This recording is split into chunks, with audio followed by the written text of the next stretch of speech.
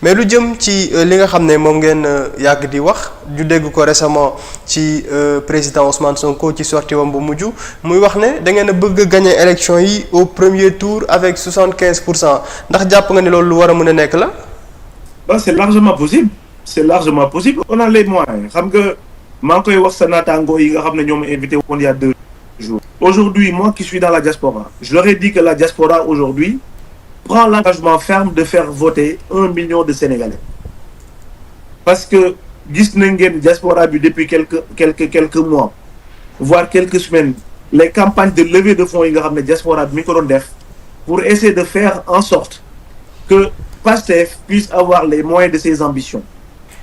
Gis ngeen levée de fonds bi nga xam ne Sénégal def nañ ko pour que le projet puisse avoir les moyens de ses ambitions. Parce que je rappelle en 2019, on est parti aux élections avec 15% des voix et avec N fois moins de moyens financiers et techniques que ça. Aujourd'hui, on est prêt. Aujourd'hui, le peuple, bi nga xam ne Ousmane Sonko dafa bëgg rétablir les injustices que ce brave homme a subi. C'est pour ça que j'ai confiance au peuple sénégalais qui va sortir en masse. Dinañ gis le 25 lépp lu ñu mësul gis taux de participation boo xam ne kenn mësu ko gis ci Sénégal.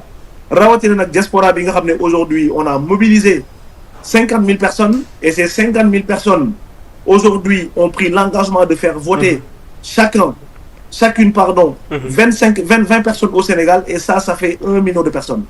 La diaspora aujourd'hui est prête à mettre sur la table 1 million de votants. Et lors bu ci waa Sénégal doon les tuuti, je pense que les élections ce sera juste une formalité, et les 75% yi nga xam ne moom le président Sonko wax, je pense que on aurait même la possibilité de les dépasser, parce qu'aujourd'hui il y a des leaders et des partis et des mouvements de grande envergure yi nga xam ne ñëw nañu tey di agrégé wu sur ces voies-là. Donc je pense que si les élections se passent comme il se doit, comme on dit au Sénégal, à midi, Inch'Allah, les choses seront pliées. D'accord. Alors, ñu bàyyi la rek nga tàggatoo maître ci ñi nga xam ne ñoo ñu doon teewlu sur 313 digital, rawatina boo amee message booy lancé aux Sénégalais. Waaw, merci Mamadou. Di la nuyu, di la remercier déjà ci invitation bi. Ça a été un plaisir de partager le plateau, même si à distance les conditions techniques ne sont pas forcément, en tout cas, fluides comme on l'aurait souhaité, mais il n'y a pas de souci.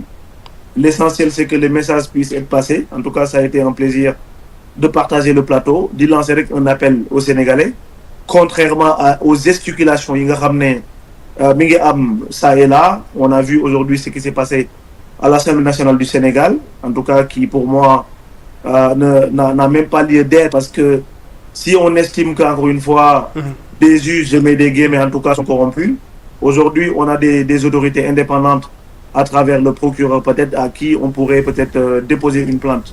Mais tout ça, ça participe en tout cas dans le dilatoire même, je dirais, pour essayer de faire en sorte que les Sénégalais puissent oublier li nga xam ne mooy l'essentiel. L'essentiel, c'est le 25, c'est dans 25 jours.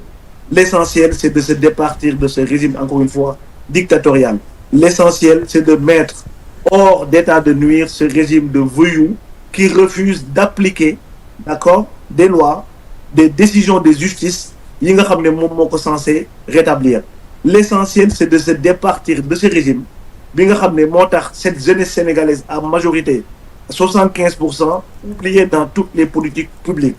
L'essentiel, c'est de voter, de faire voter, mais surtout, encore une fois, de sécuriser le vote pour que au soir du 25 février 2024, dans 25 jours, qu'on puisse mettre dans ce pays-là, à la tête de ce pays-là, quelqu'un qui réponde aux aspirations des Sénégalais, plus particulièrement la jeunesse, bi nga xam ne wax dëgg yàlla sonn nañu, tàyyi nañu, et il est vraiment que cette jeunesse-là puisse entrevoir les portes d'une émergence réelle, d'accord, te ki ko war a porter mooy, encore une fois, la candidature de PASTEF bi nga xam ne montré na à plusieurs reprises que elle est capable d'apporter cette rupture tant souhaitée, d'apporter cette rupture tant attendue, pour que Sénégal mën a émerger ba faaw, et que ku nekk li ñu am comme richesse ñu mën ci partager, que doomu président bi, doomu baykat bi, doomu baadoole bi mën a egg à sens égal dans toutes ces richesses là. Et on espère Inch'Allah que